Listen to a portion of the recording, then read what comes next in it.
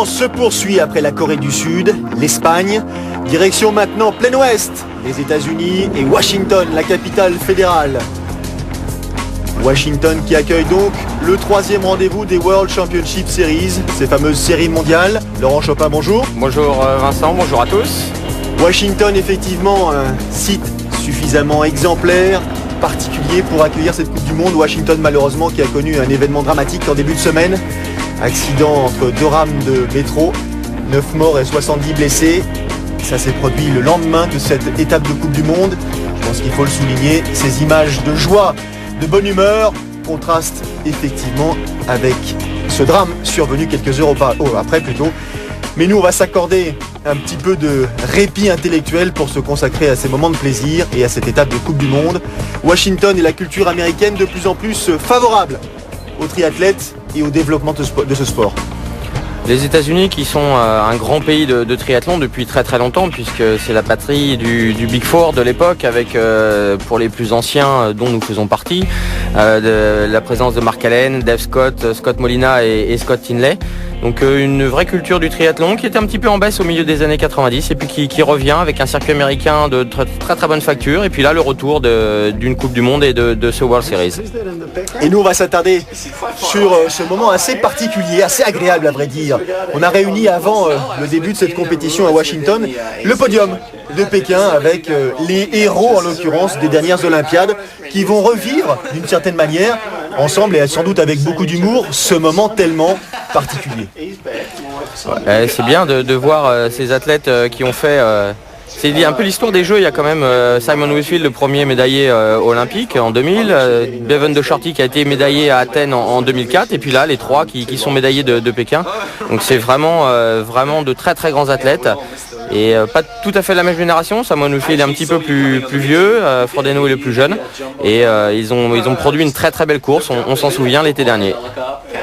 Et ces 3 héros de Pékin en l'occurrence, Yann Frodeno, médaille d'or, Bevan Docherty ici, médaille de bronze. Ils sont assis en plus comme s'ils étaient sur le podium. Ouais. Donc Simon Whitfield, médaille d'argent, regarde ces images, re-regarde ces images et vont donner leurs sentiments, leur avis justement sur la progression de cette course et peut-être nous livrer les clés de leur succès, de leur contre-performance, à eux de définir effectivement la manière dont ils ont vécu, dont ils ont, conservé les souvenirs de cet épisode. Je pense que la partie clé de la course était à 500 mètres de la ligne d'arrivée. Simon a ralenti dans la petite montée et c'est clair qu'à ce moment la course est devenue vraiment tactique.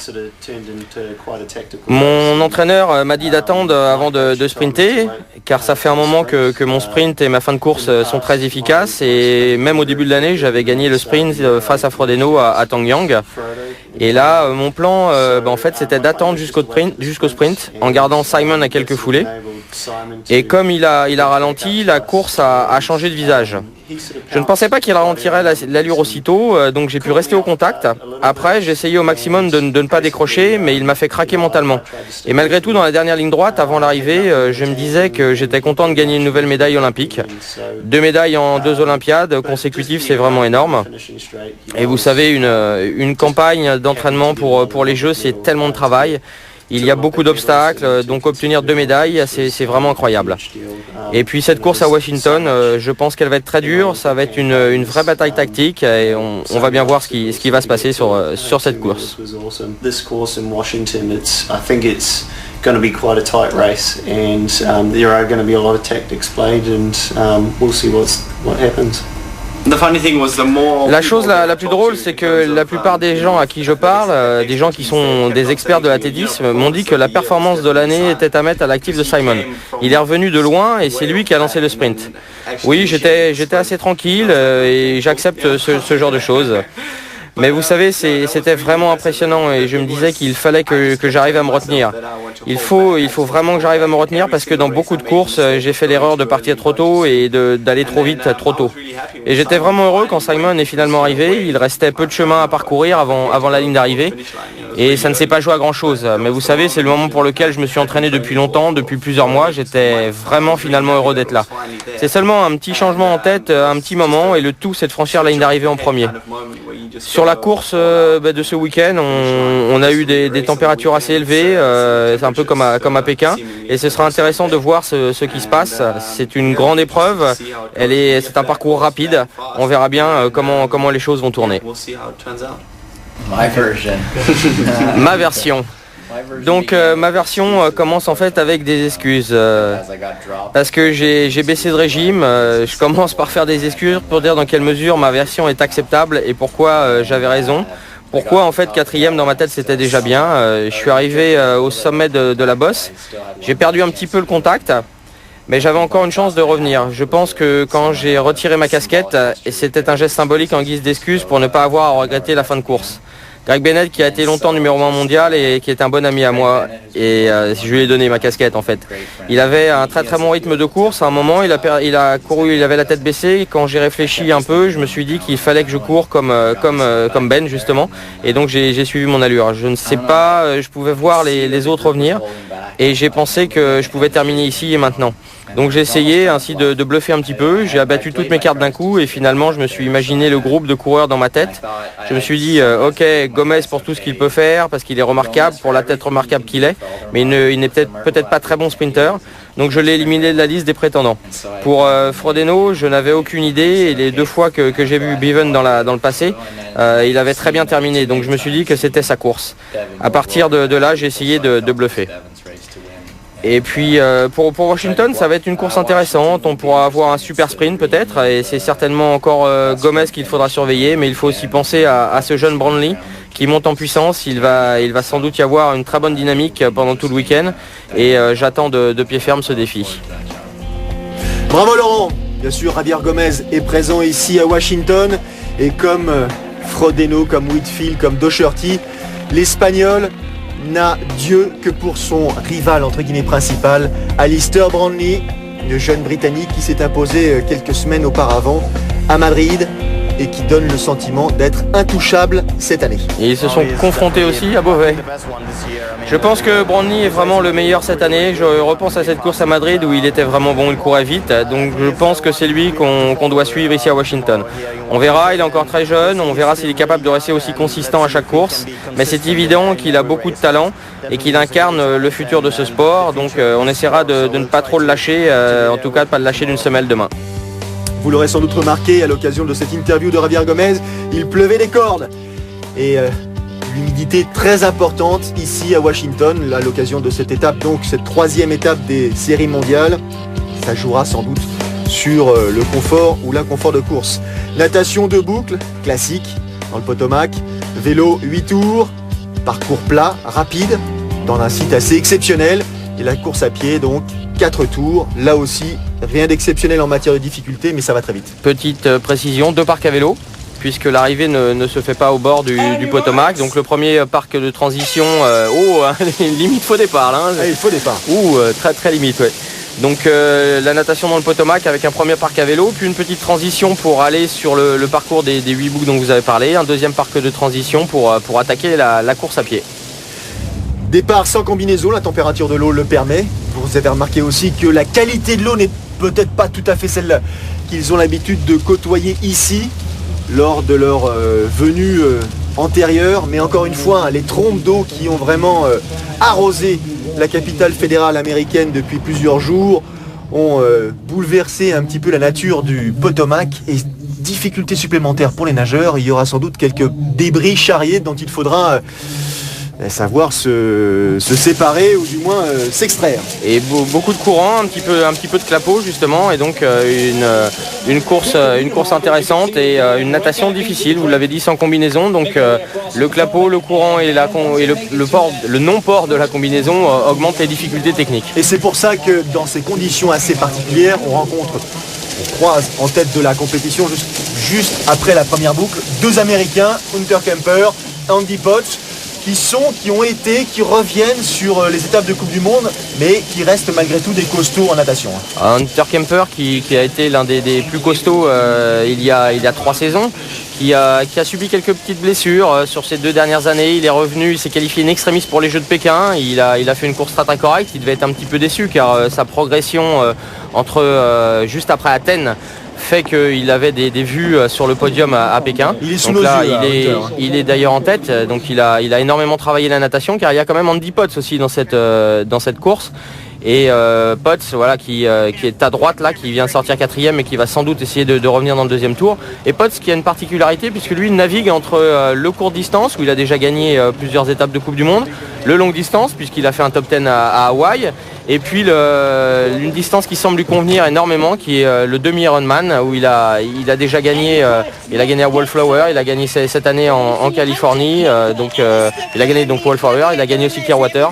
Donc un athlète très polyvalent et qui a fait voir que sur la deuxième boucle il était capable de sortir devant. Et c'est Andy Potts donc qui a effectivement glané le titre de champion du monde sur distance Alpha Ironman. C'était Clearwater qui donc. Mais dites-moi, il y a une cassure là. Et derrière c'est Petzol, 4-5 Lascar. Alors Petzol, Brownlee sur la droite, derrière Hunter Kemper en rouge, avec Javier Gomez qui s'accroche aux branches en 5e position. C'est exactement ça, Vincent. Il a fait l'effort, on a vu, il a fait l'effort sur la course à pied de la transition pour pouvoir rester au contact, car il se dit que là il y a un groupe royal avec une vraie cassure, 15 secondes. 15 secondes hein. Donc des fois les cassures se font pendant la transition, là la cassure s'est fait dans l'eau, donc c'était vraiment une natation difficile. Et là il y a vraiment un petit groupe de 3, c'est même pas un gros groupe derrière, donc le groupe de chasse va être encore plus loin. Frodeno est là. Ouais.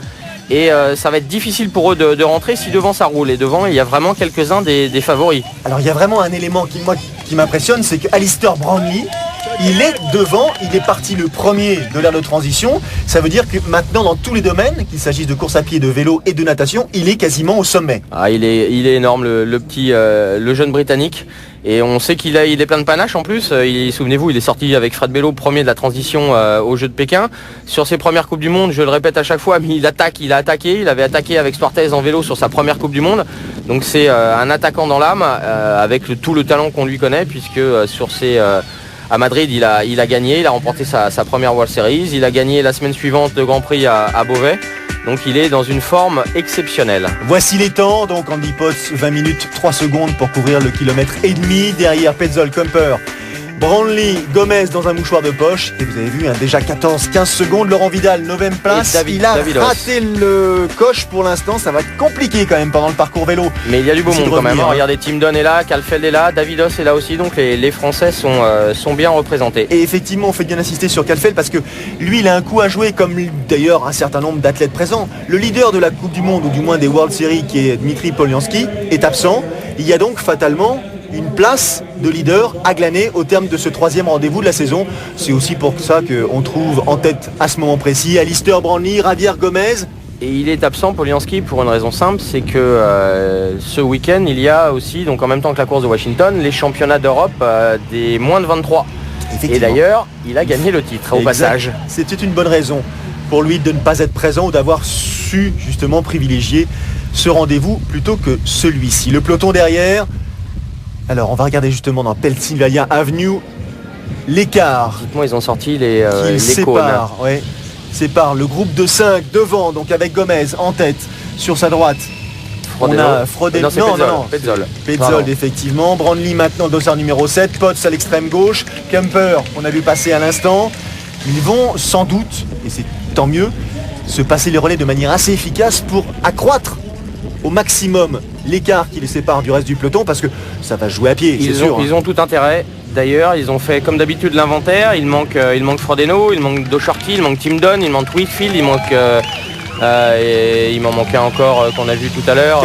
Calfeld, voilà, parmi les très très gros favoris. Il manque Laurent Vidal aussi. Donc ils ont tout intérêt à rouler. Et ils sont là, on voit Bivan Docherty, Dossard numéro 6 derrière. Et c'est toute la problématique, comme d'habitude. Le Belge. Il y a des favoris dans ce groupe de chasse, mais qui va gérer, qui va prendre à son compte la chasse justement pour essayer de ramener des meilleurs coureurs à pied que soi. Donc derrière, ça peut se regarder. Et devant, c'est intéressant. Et on connaît aussi les qualités de rouleur d'un Petzol, d'un Brownlee qui est un attaquant, d'Andy Potts qui fait des courses en drafting maintenant et sur plus long. Donc il a des énormes jambes en vélo. Il a toujours été un excellent rouleur. Kemper aussi est un attaquant. Gomez peut-être un tout petit peu plus attentiste, mais dans ce groupe il aurait tout intérêt aussi à collaborer. Donc on est peut-être parti pour une échappée royale. En tout cas pour l'instant c'est le vide total ou quasi total ici sur Pennsylvania Avenue. On a vu passer le peloton.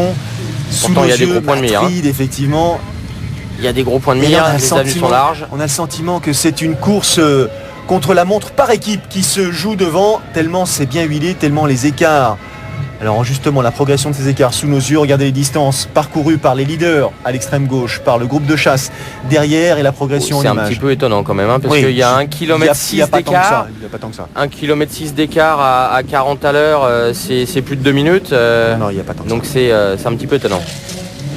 Alors l'autre spécificité de ce parcours ici, c'est la difficulté de ces épingles à cheveux. Et c'est effectivement la difficulté Et rencontrée il a par déraillé en plus.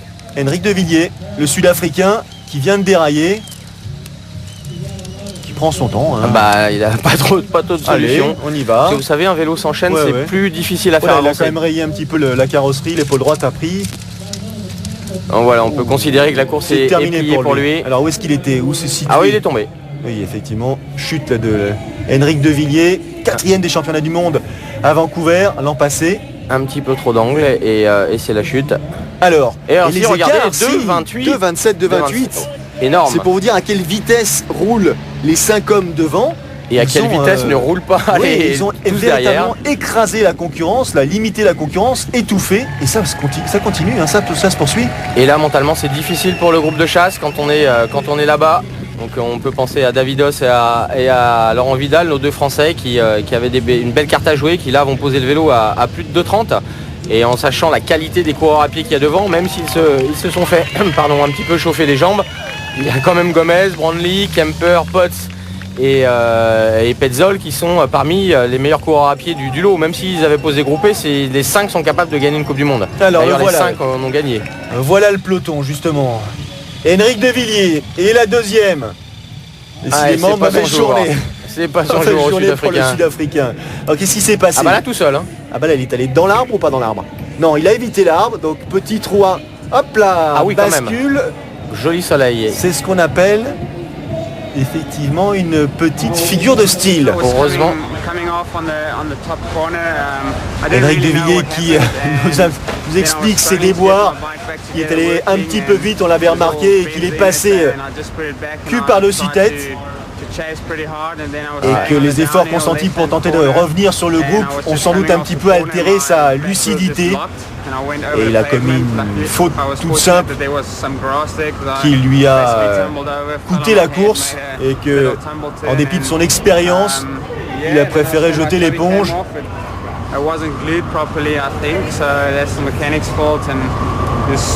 C'est un problème mécanique, probablement un problème de boyau. Oui, pas de chance, c'est le moins qu'on puisse dire. 2 chutes dans la même course, c'est plutôt rare. Et on peut pas dire que ce soit quelqu'un de, je dirais, d'un amateur. Il ne s'agit pas d'un amateur. Henrik de Villiers, victoire en Coupe du Monde, c'était en 2007. Donc ça fait partie effectivement d'une succession de détails qui là l'ont poussé à l'abandon. Heureusement, il est tombé dans l'herbe. Il est tombé dans l'herbe. Il a bien choisi son lieu de résidence. Et Fin du regardez, parcours cycliste. Brandley qui tient absolument à rentrer en tête dans le parc de transition. Et là, si on leur annonce l'écart, et l'écart ils vont l'avoir forcément au départ de la course à pied, là ça va les réconforter car il y a fort à parier, sans faire de pronostic, que les 5 premiers sont là. En tout cas, la mise en forme, la mise en scène de cette étape ici des World Series est impressionnante. Regardez tous les moyens qui ont été déployés pour accueillir ces athlètes. Il y a du kilomètre de barrière, il y a oui, du c'est- kilomètre de cône. C'est phénoménal. Allez, Unterkemper est le premier à descendre du vélo pour attaquer. Et 2 Américains dans le groupe de tête à domicile.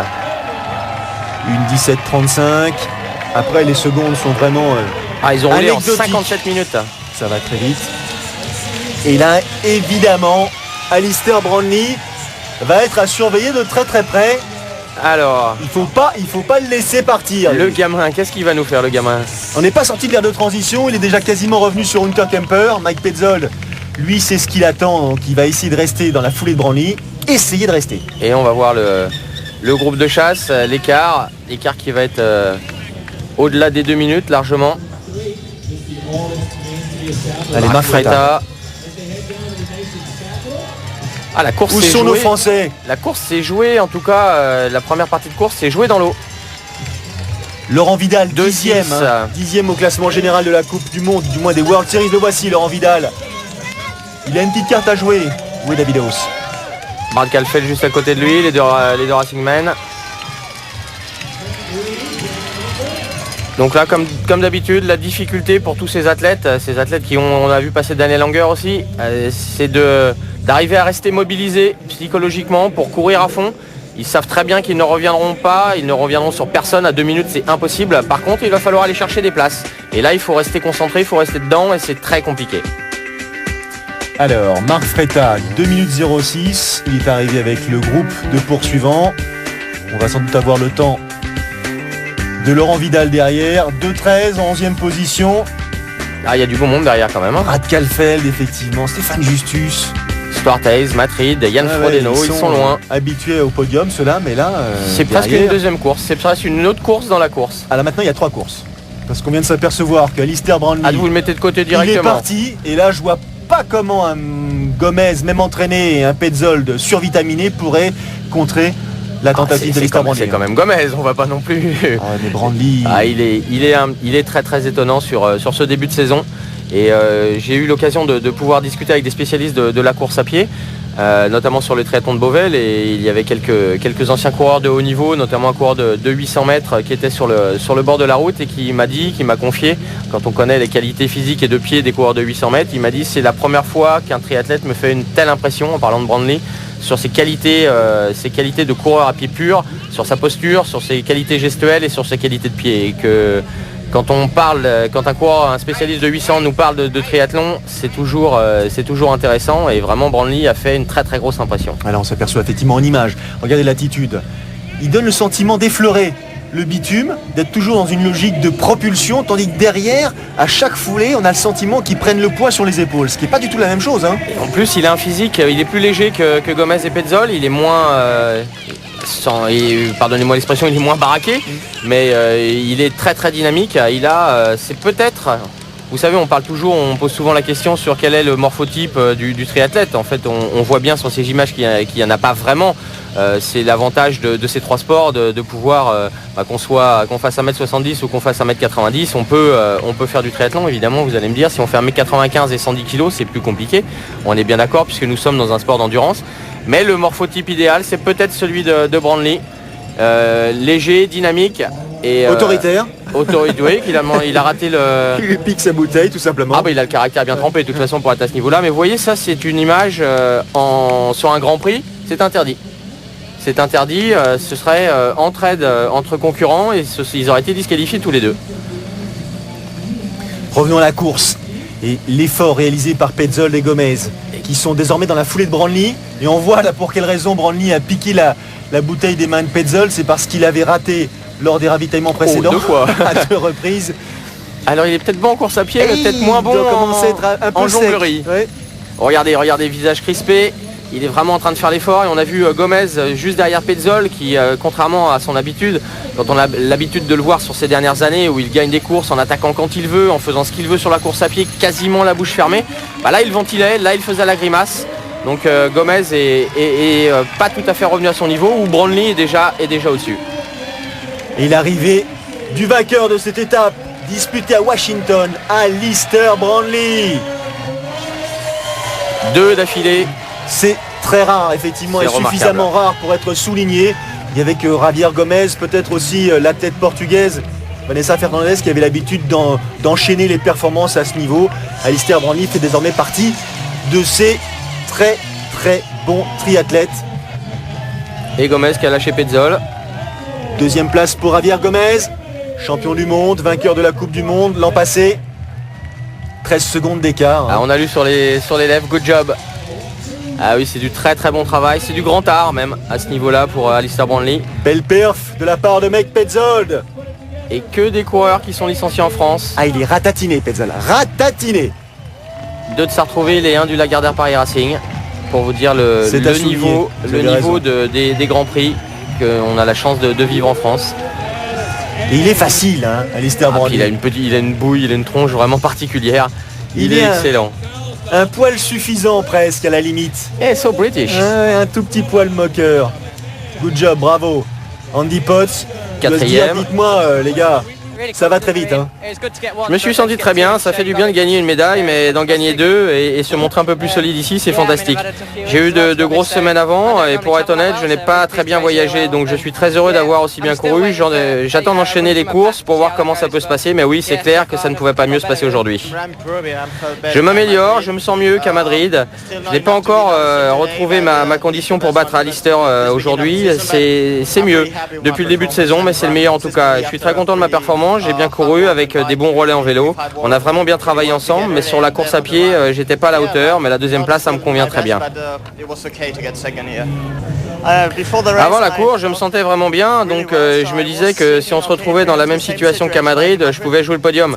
Et puis tout s'est bien déroulé, ça s'est déroulé comme prévu, on a bien travaillé, c'était vraiment une course fantastique. Quatrième à Madrid, Petzol, troisième ici à Washington, pas mal, hein. Et regardez, les 5 qui sont partis en vélo font 1, 2, 3, 4, 5. C'est bien l'exemple qu'il peut se passer des choses en vélo, que quand on attaque, quand il y a une petite cassure, il y a des choses à faire. Et ça ne se résume pas qu'à une course à pied. On a vu Laurent Vidal donc à la 7e place et Davidos à la 13e. Belle performance des Français. Dommage qu'il n'ait pas pu accrocher le premier groupe. Effectivement, il y avait un écart important et qu'ils ont su accroître. Troisième place donc pour Mike Petzold. Deuxième place pour Javier Gomez. Nouveau podium cette saison pour l'Espagnol et une nouvelle victoire pour le Britannique Alistair Brownlee. On a vraiment l'impression qu'il est là pour s'amuser, qu'il est comme c'est presque qu'il joue une farce en fait. Et Brownlee donc à l'issue de cette troisième étape prend logiquement la tête du classement général de ces World Championship Series. Au terme de la saison, le champion du monde sera élu. 2 Français dans les 15. Effectivement, addition de points. Et du coup, Laurent Vidal qui était 10e, au bénéfice de ce troisième rendez-vous, devient 7e. Belle perf. Nous marque une petite pause et puis dans une poignée de secondes, on suivra la course de ces dames. A tout de suite.